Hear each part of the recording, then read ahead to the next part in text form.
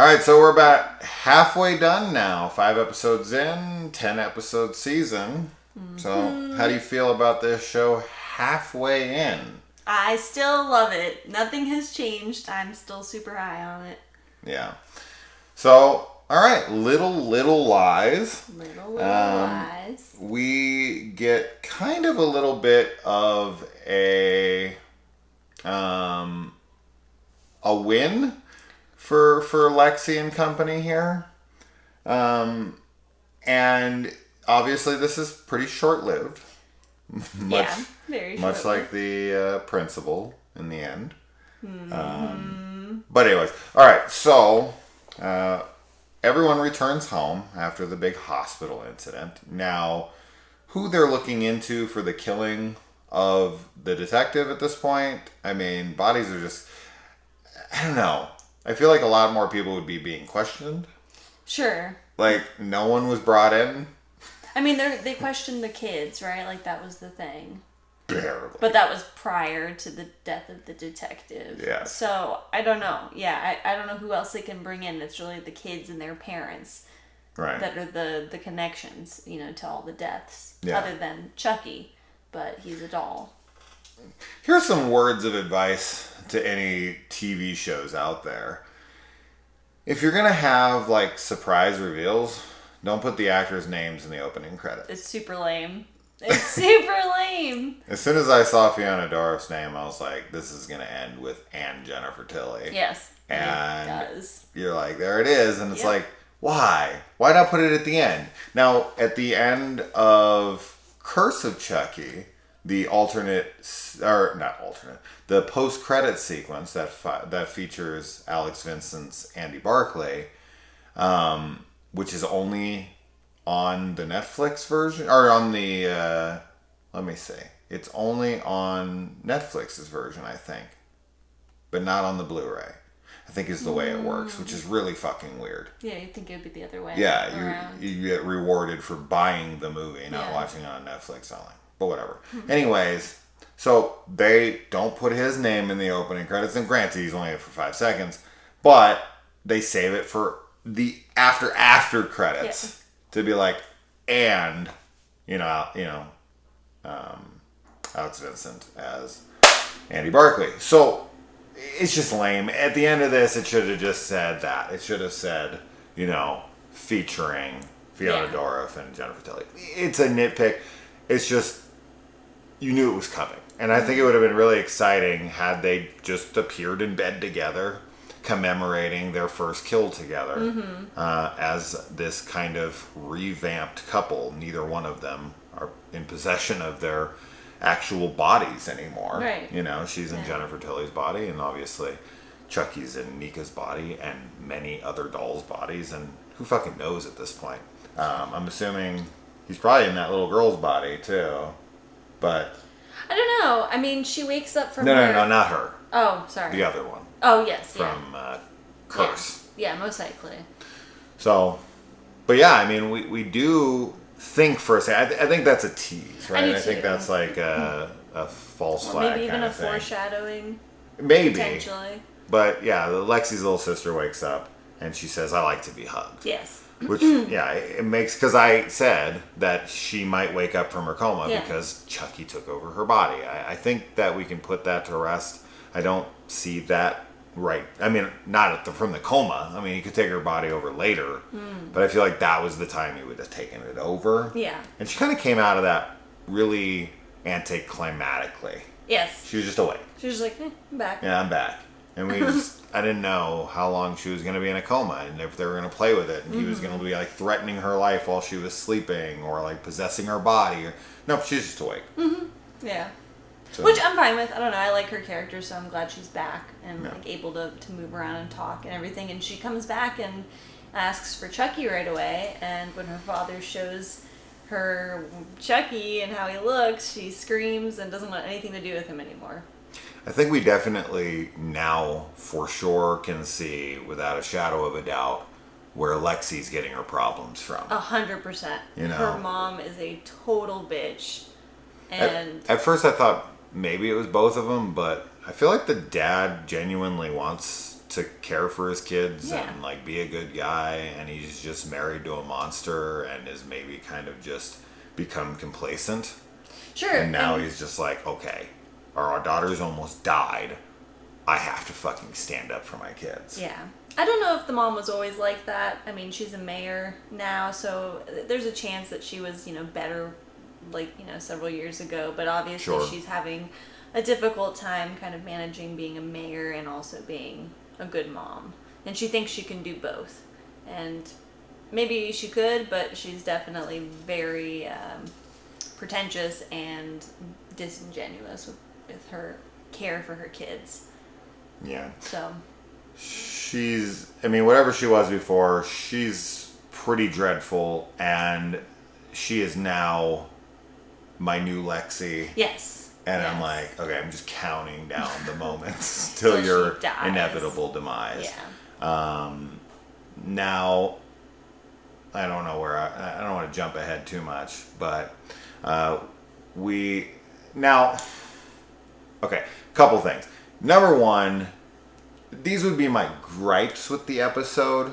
I have actually three, because I already said one of them, the Jennifer Tilly, Fiona Dourif thing in the credits. My second would be, and I don't know, we always got to assume that there's dumb people out there, or that there's people who are watching this series and have never seen anything else in the franchise, right? I mean, I guess that's possible. It seems insane to me, but maybe they just saw the first one. Yeah. And they're like, oh, there's a new Chucky show. Like, oh, I never bothered with the sequels, but I'll check out the show. I could see that happening.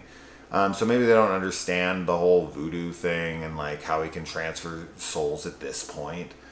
So like, when the dad finds Chucky, the burnt Chucky, in the room next to his daughter, he takes it out, puts it in the trash can. They do the whole, it's really a skunk in there, and Chucky isn't. And they beat him to death, like freaking, they beat that printer in Office Space to death.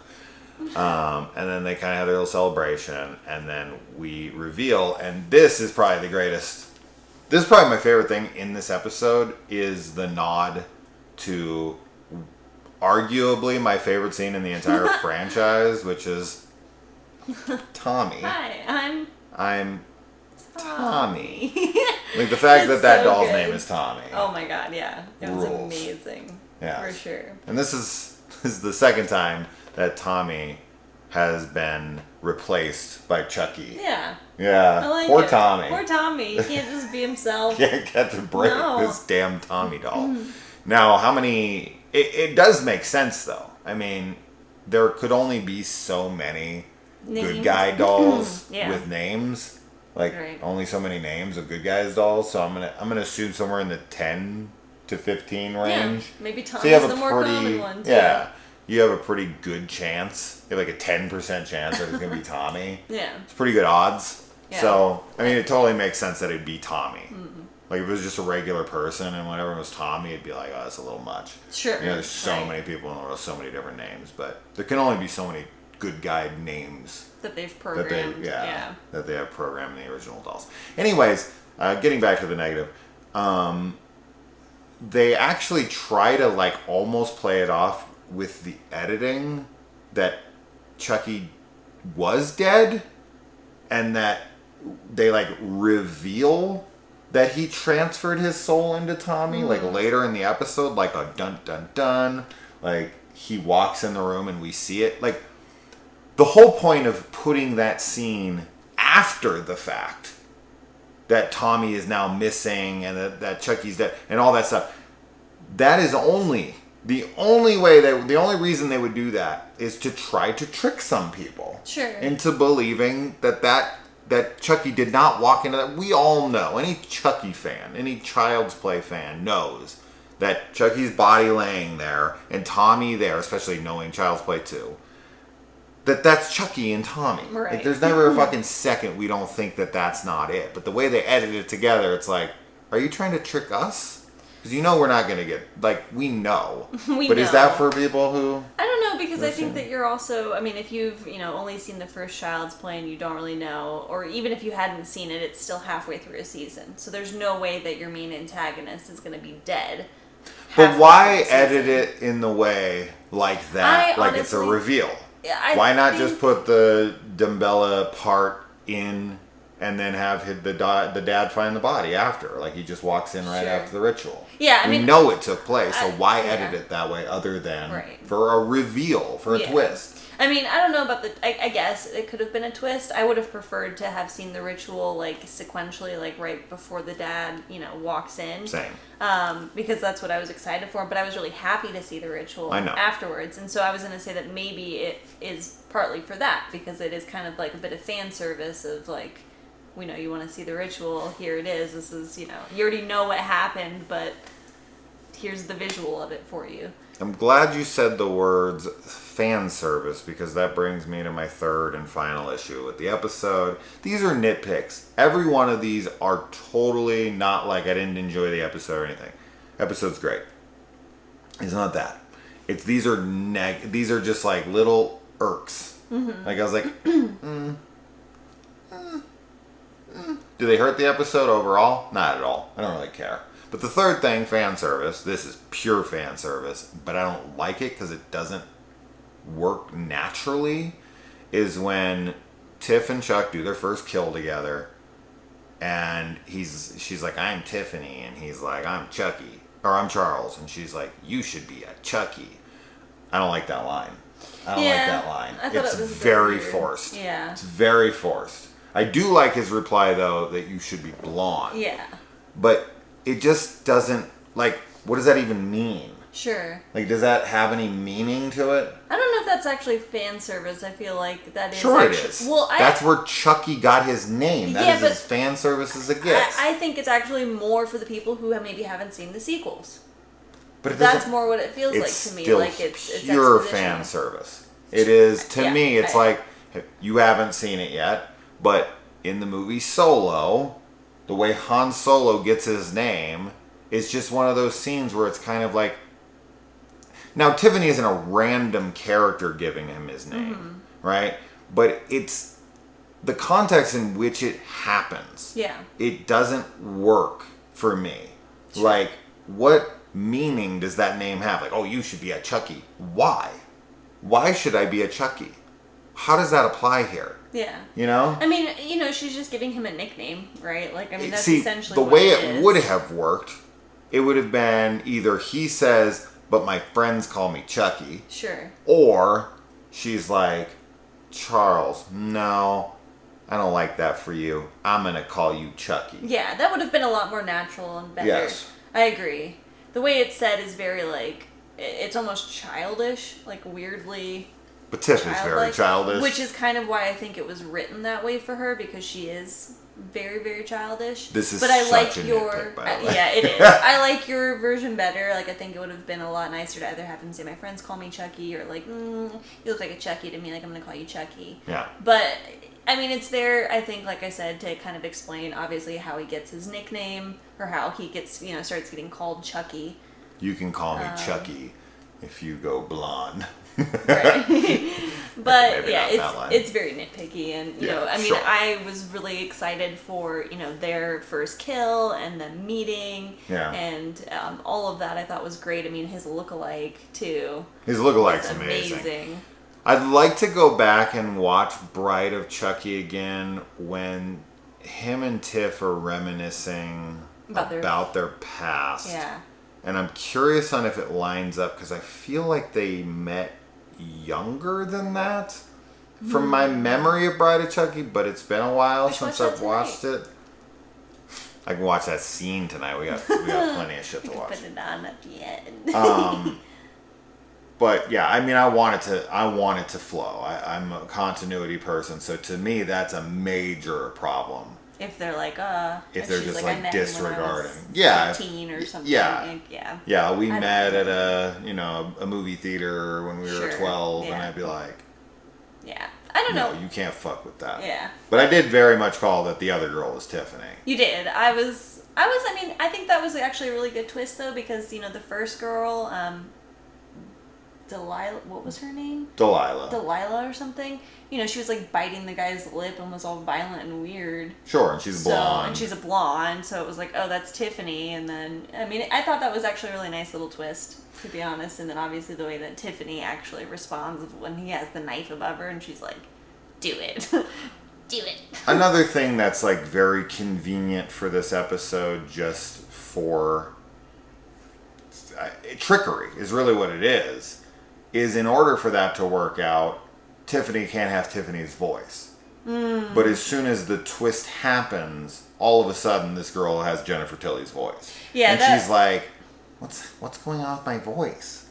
And it's like, what happened to her voice? Wait, does she say what's going on? Yeah. Oh. She's like, she says stuff before that and she doesn't sound anything like her. Yeah, she does, but and then she actually points out that her voice is different now. So why would that be? Because she killed somebody? That's weird because changes a person. I thought she made some comment because she like had an orgasm was what I thought was happening after she like killed the girl. Like she had an orgasm and then was like, oh, it's never happened like that before. Yeah. So I totally missed the line about her voice. But yeah, that was really disconcerting. It kind of took me out of it because it's like she did say she had lines before that were very clearly not even a little close to the way that she sounds. But it would have given it away who she was. Yeah. What would have worked to me and would have made more sense would have been that they pick up the redhead together. All the dialogue comes from the blonde that he meets, and she's like, look, I want to take that girl home with us and I want you to kill her. Kind of something like that. And then he walks over to her. Then they flip to the hotel room and they're just making out. They're just having sex. And he goes to stab her.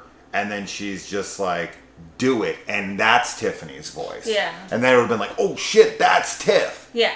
That would have been a better reveal. So don't play her voice until it's the reveal. Yeah. Right? Instead of being like, oh, why is my voice different? But it's I like, mean, no. Yeah, I guess your explanation is like, you know, she sort of has a change when she finally, because I don't know, I don't remember either if she killed before she met him.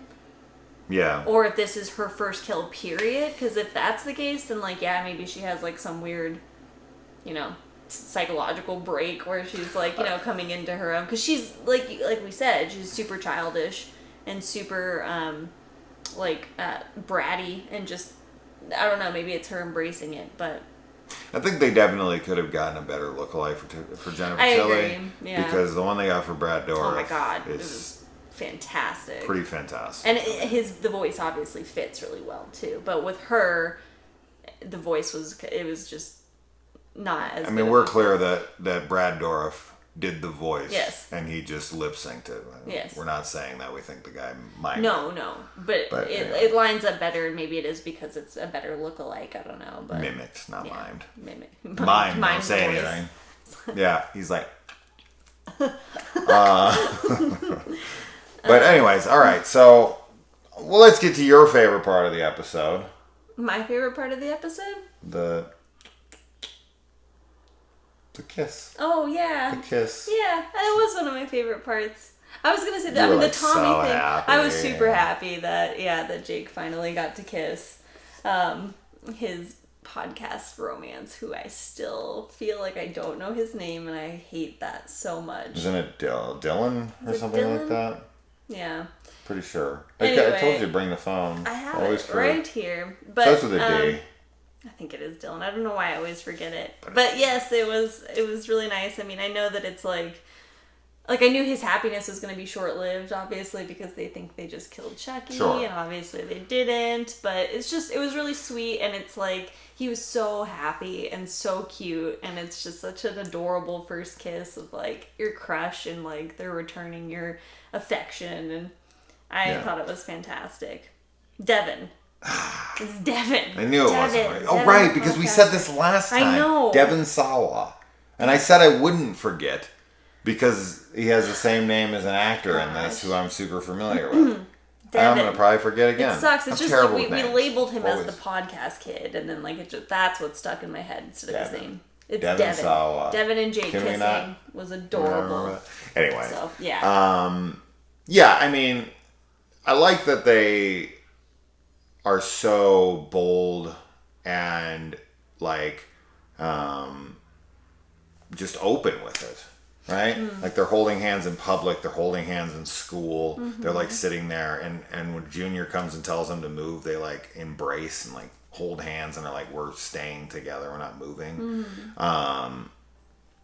Which I mean, why, I don't know why they're shutting Junior out. I guess it's just Chucky's already dead, so I'm not really sure what Lexi's doing with them anymore. I guess they're just friends now, and she's just like, why she's pushing him out? Why they wouldn't move over and let Devin? Because Devin.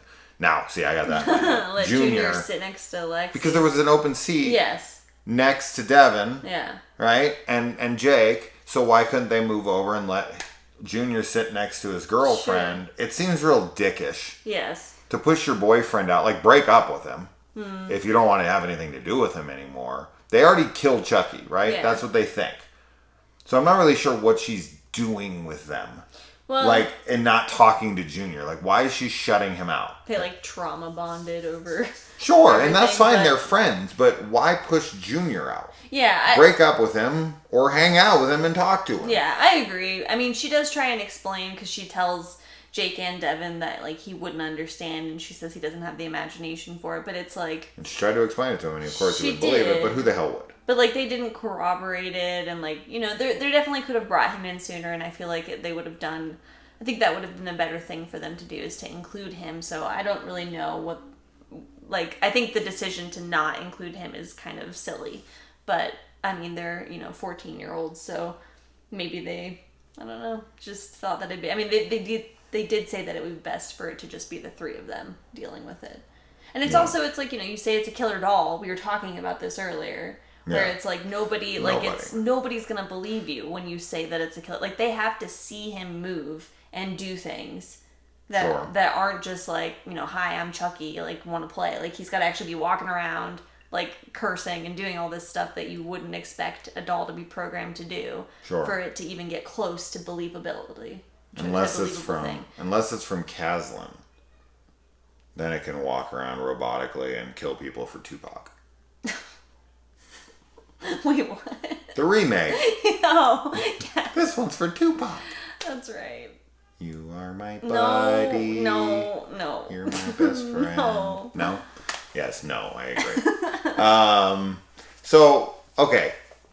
Another pro tip here. This is for all of you all out there, not just filmmakers and people who are putting credits onto a film. Use a wooden stick or use anything else but your hands with thin gloves. Oh my God. Digging around in medical waste that is primarily needles. People go to the hospital because they're sick. Mm-hmm. A lot of them are in there because they have diseases. You couldn't find a worse place to stick fucking fingers. And they talk Lexi into putting these gloves on that would not protect her from a needle stabbing her. No. While Jake himself digs around in there with a broom handle. I remember I was telling Kaylee while we were watching this, I was like, there's 3 brooms and mops behind them. Fucking dig around in there with them. Don't dig in there with your hands. And so then when Jake went over and grabbed one of the brooms, I was like, oh, good. Yeah. They're smart. And then they're like, oh, there's gloves. Give them to Lexi. And I'm like, what? Yes. I was actually like angry at the screen. But they're 14, right? I mean, they're idiots. The entire scene, we were both just like, no, don't do that. Like, don't put your hands in there. That makes 0 sense in any way to put your hands. And they're like cleaning gloves. They're not like, you know, super thick. Like, no. Yeah, they were not going to protect her in any way. No, so they were not made of like chainmail. They were just rubber. Yeah, no. And Chucky does his best impression of Amanda from Saw 2 in this, as he's rolling around in the needles and he's loving every second of it. Which, I don't know, I guess there's just like discarded like painkillers and stuff in there that he's getting high on. I guess, but he's just loving every second of rolling around in dirty needles. I guess when you have a body to dispose of, you can just kind of do whatever you want, right? But yeah, them digging around in there, or Lexi digging. I mean, Jesus, come on, man. Like, so irresponsible, so stupid. Very. But they're kids, I guess. They made it through, so. Yeah, I mean, and then she just like sanitizes her hands and her whole body, and I'm like, honey, if a needle punctures your it body, don't matter. Ever watched the movie Puncture with Chris Evans? That's all about the court cases about the safety needle and how many nurses and doctors every year contract diseases because they accidentally puncture themselves with used needles as they're putting them away or whatever. And this doctor designed a needle that once the plunger is pushed in, the needle retracts into the plunger and for good, and is you dispose of it. You have to dispose of it anyways, but the needle immediately retracts. And he took it to all these hospitals, and of course, because Big Pharma and all these companies make tons of money off of their patents and their product, they would not fucking hear him for any reason. And so they took these people to court over this, and they wouldn't fucking hear him out, and they were like trying to get, you have to like go to like $10,000 a plate meetings just to even get your foot in the door to try to get these things fat. It's a really wild movie. Holy cow. But it's a true story. Anyways, just made me think of it in that moment. But we should be using safety needles. 100%. Anyways, moving on from that. So now, all right, I guess we should jump into, we already kind of talked about the body double of him and everything, which is great. Now we get to see Jennifer Tilly and Fiona Dorff's Nika and Tiffany now, Jennifer Tilly, characters here. And they're reminiscing about their first kill in the first place, and they bring two people instead of one. They killed one person. They think they just bring like another chick, but they bring some two random people. One is tied to a wheelchair, which I can only assume that wheelchair is going to come into play because we have a big revelation here. This is probably the biggest twist of the show. Yeah, it's huge. Is that Nika is able to break the spell on her for a moment. And now I do believe that her spinal injury is psychosomatic now that Chucky has fixed it with voodoo. I do think she can move her legs. Now, I don't know if this is a flub by Fiona Dorff, by the actress, but she is moving her legs in that scene. Yeah. When she's moving around, she is clearly moving her legs. Now, that could just be the actress accidentally moved her legs, or that could be them showing us that her legs do work. She just doesn't think they work, so she never tries to use them. I would like her to be able to walk. Yes. I think that would be cool for her to be like, get a win. After so much shit that's happened to her, when she, of course, eventually comes out of this again, and she will. This is not the only time we'll ever see her break. My question to you, we already talked about this a little bit, has Jennifer Tilly ever broken out of Tiffany's curse, or whatever you want to call this, voodoo, hex? I mean, I think it's possible. I think that now that we've seen, that Fiona's, that Nika can break out, right? Like that, it's possible, but we just haven't seen that yet. So I think that there's a chance it's going to happen in the show. Yeah. Has it happened whether before? Or not, has it happened before? We know it hasn't happened anywhere in the series, right. But has it happened in general? Outside of the movies at any point? Maybe. I would be interested to see if they have like the same trigger to break out, which I feel like they won't. Because it seems like it's the blood on the knife that kind of makes her pop out. But she kills somebody else, and it does not pop her out. Right. So I don't know what it is. I don't know if it's just a random thing that happens, which if it is random, then it would make sense that other people, would be able to also have like a breakout where their consciousness can come forward. But you also mentioned too that, Jennifer Tilly might not have as strong of a will. That's the way they portray her in Seed of Chucky, is that she's kind of an idiot, and she's pretty weak. Yeah. And Nika is not. Nika's very strong-headed. And I think that could also come into play, too. Like where you're just the weaker-willed person is, just kind of asleep in their body. Yes. And then the other person is fighting to get out. So it was really cool, though, to see. Absolutely. Very, very cool. And, I mean, yeah, like, it sucks, though, because it's, like, everything that she's doing while possessed, like, she's doing it in her body. So she's, technically accountable for all of that in the eyes of the rest of the world. Sure, of course. So her fucking fingerprints and DNA and yeah. everything would be all over everybody. Yeah. There'd be no way that she could argue that in court. Mm-hmm. That would be like the devil made me do it case from The Conjuring 3, right? I mean, good luck with that one. Right. I will tell you right now, I love the Tommy thing for sure. Mm-hmm. But the thing that would definitely make me the most excited of anything in this show, and this is going to be the minority, but you're going to agree with me, I already know that.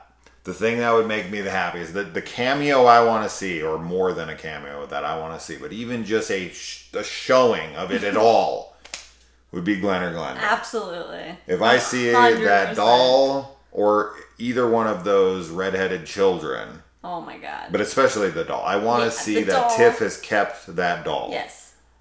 And it was like carrying it around. It's just in their house, or she has it in the car with her, or whatever. If I see that fucking doll, I'm going to lose it. Yes, absolutely. And I have a really strong feeling I'm going to see that doll. So I hope so badly, because it's I just think it would be wonderful. And so far, like, this show has done a great job at kind of these like little like flavors. Like, I feel like the fan service isn't over the top. No, not at all. And it's just the right amount, and it's all there for people who are fans and are like into the series. Yes. But not so much where it's like, we've already seen this done, or it's washed up or in anything like that. So sure. Yeah, I want to see the doll for sure. Yeah, I would really bad. I'm pretty sure we'll see Glenn or Glenda to some degree. Whether, I mean, we've already gotten a mention, which was great. Yes. Him talking about his queer kid. Yeah. And all that. That was fantastic. I mean, just even the mention of Glenn or Glenda is wonderful.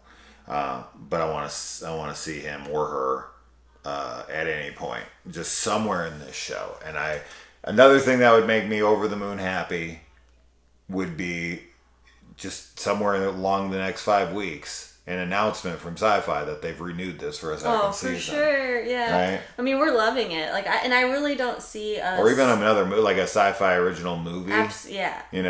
Just more content would be wonderful to see the universe continuing to expand. Because I really don't see, like, at this point, I mean, I could be wrong, but I don't see us, having any kind of, like, hatred or dislike for this series, for the show, in any way. I mean, I Know What You Did Last Summer, we were like going pretty high on it, and then we've sort of dropped down a bit. But I just don't see that happening with this show. And so every episode ends and we're just like, yeah, it's a bummer. No. Yeah, it's a bummer. It always feels like 4 minutes. Oh my God. It goes because we're so into it. We're just so into it. Yeah. Yeah, it's definitely the thing I look forward to the most right now. Yes. But we're going to be talking about some other shows that I'm going to be super, super excited for as well. But yeah, and then we get the reveal. We finally get the answer. I called it as soon as she was in the therapist's office. I was like, oh, I think this is what it is. Yeah. So Junior's mom's secret is finally out. Yeah. It is stage 4 cancer, which I kind of figured. I don't know. She went with it's not his kid, which I think definitely could have worked. I thought maybe when she said that, I was like, ooh, it might be the brothers. If they're identical twins. Here's a fun little fact. Did you know that if 2 identical twins have kids together and the other 2 identical twins have kids together, like if a male and a female identical twin and a male and a female of the exact same, if they have kids, that their kids are biologically indistinguishably brother and sister? That's weird. Yeah. Yeah. Isn't that crazy? That's bizarre. I learned all sorts of facts once I had twins. Identical twin kids. You're like, whoa. I was just curious. Yeah. Because I started looking into DNA and stuff and trying to figure out how identical they were, finding out what is identical and what isn't. Their fingerprints are not, but their DNA is. So, stuff like that. But yeah, if you two identical twins have, if two couples meet up and they're both identical twins and they have kids. Are identical twins the ones that are genetic or hereditary? Hereditary, I mean, sorry. Hereditary is fraternal. So identical is not. just the random ones. Correct. Yes.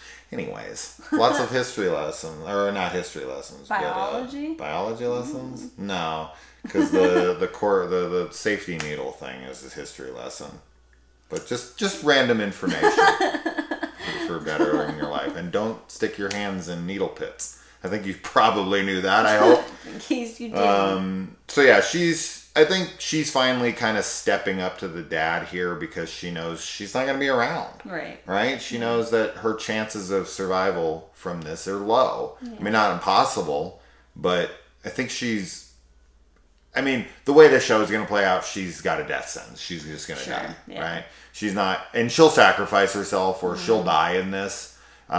Usually when they get death sentences, that gives them that like carte blanche to just be like, well, fuck it. Right. I'm dying anyways. Yeah, might as well go out with a bang. We see this in Day of the Dead, right?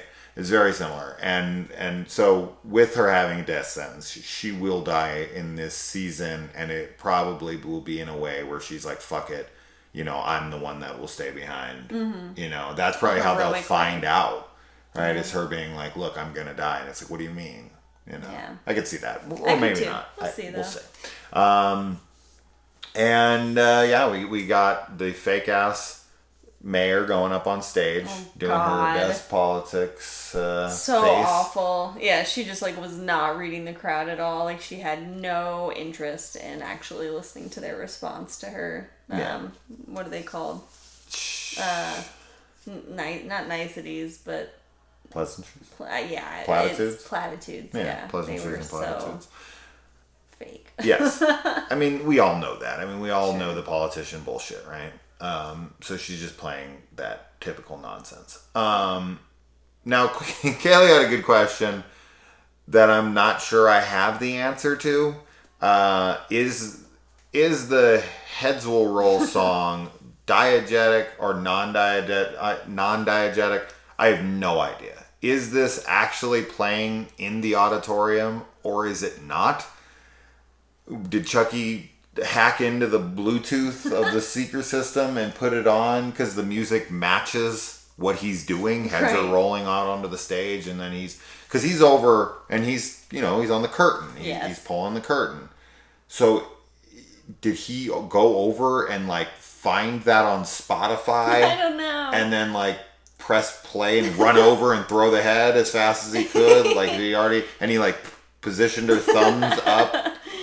I don't know. I don't know what the thumbs up are. It's just fun. It's just fun? I think it's just having fun. She said she's going to have some words, right? Yeah. She has something to say, but it's just thumbs up. I don't know what the thumbs up is. It's just for fun, right? It's funny. Yeah, just funny. Now, her head blinks. Yes. Which, to my knowledge, I know that in research of decapitations, why I'm researching these things, I watch a lot of fucking horror movies. Plus, guillotines are really interesting to me. And that's how I read about that, was with guillotines. They say that your brain stays active for 30 seconds or something after your head is leveled, or 15 seconds or something. I've heard that before. So your eyes will blink and you can... I don't know if your eyes will blink. I don't know if you have any ability to move your actual ligaments and your muscles in your face, but your brain's active. Now, blinking, I doubt it, but this is the whole bloody fingernails thing. I think this is just purely for fun. Who cares if it's real? Well, I feel like electrical discharge in your brain. I feel like there would be maybe an involuntary muscle response of your eyes blinking, but not in a conscious way. Not like you're there oh shit, I'm not attached to my body anymore. Just kind of like a, when the doctor hits your knee. I get it. Reflexes. I don't know what they are. But yeah, I don't know. I think it's more of just a fun horror thing. Yeah. But it's possible that it's a real phenomenon that happens. I haven't seen many actual beheadings. The kids are going to have to team up with Andy and Kyle at some point. I feel like we could save this as kind of a tease for season 2, but with Colt and Curse, Andy is the tease at the end of Curse. Kyle's the tease at the end of Colt. Are we really going to do the Andy Kyle tease again of a fucking 10-hour season? Gosh, that's gonna be we can't do that. Give me more. I mean, I think we already had Andy, right? I think he was on the phone with Jake. I think we can pretty much assume and assess that is who that is, but they've got to come here pretty quick. I think that they're going to be at a loss, and that Andy and Kyle are going to show up and be like, we killed Chucky. They're going to say to them, like, we killed Chucky, and they're going to be like, you can't kill Chucky, but we think we might know how. That, and they're going to team up. Now, I'm going to assume that's probably going to happen in episode 8 or 9. I'm going to say it's later. I'm going to say it's like the big tease for the finale of the show, right? Yeah. That's where I'm going to assume it's going to take place, and then that we're going to have kind of like a 2-parter, 9 and 10. Yeah. That where they all band together and fight. And now whether or not Junior will come into this, we did get another death, 1 death per episode. They're sticking to that.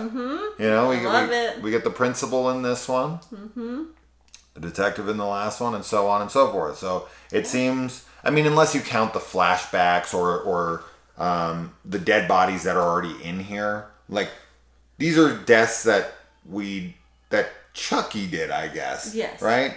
And then I guess we see multiple deaths in this. We see Chucky and Tiff's first kill. Yeah. We see the guy dead on the ground. We see Fiona Dorff kill a guy. Yeah. Right? And that's Chucky, technically. Sure, right.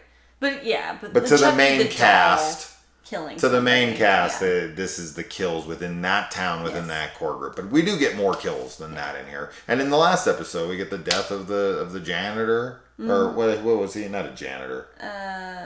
What was he? He was like a groundskeeper. Yeah. Was that what it was? Yeah, he like not a gardener, but like he wasn't a janitor. I don't. He wasn't like a handyman, something like that. Whatever the fuck he was, he's dead. He was like Captain Hook. Yeah. Yes. Good old Captain Hook. But yeah, okay. I don't really have. I think we talked about everything, guys. We just spitball here off the top of our head. If we forgot anything, let us know below. Don't be dicks about it. We try to cover everything. I think this is probably 30 fucking minutes at this point at least. Yeah. So we talked almost as long as the damn episode. I don't think we're missing anything, but maybe we forgot a scene or a moment. But tell us what you're. Bi now. That's another thing because he's in a woman's body. Is that how that works? They said there was a line where Tiffany, because she was like, "I'm hungry," and he was like, he said something. I don't remember what he said, but she was like, "I'm glad that you're expanding your." No, she said. Yeah, he said it. She said it. Okay, Tiffany said it to Chucky. But it's not Chucky now, is it? I mean, I guess technically. I mean, I guess he would identify as a guy. I don't fucking know. Anyway. I'm not playing gender politics here. I'm the worst person for that. I don't know how any of that works. Well, yeah, Tiffany has a line that's like, "I'm glad you're expanding your sexuality taste," or something like that. No, I think what she meant by that was that Chucky made it seem like he was going to eat that person. Cannibalistically. Oh, I thought that's what I took. I took it as like a sexual thing. Oh I don't think so. Maybe. Okay. Yeah, like he wants to. Okay, that would make sense. Yeah. I thought, yeah, and that's it. I thought he was. I'm hungry, and she's like, oh yeah, I could eat, or I could something like that. Yeah. And she's like, you're expanding your tastes, and I was like, oh, she thinks Chucky wants to eat this guy, but I fuck him. I'd have to watch the scene again, but that actually kind of maybe makes more sense. Yeah. Okay. That's the only other thing I remember. Yeah, just in the moment, I just thought it was cannibalistic. That's funny. Yeah. Okay. That makes sense. What do you guys think? And what scenes didn't we talk about? Try to cover everything.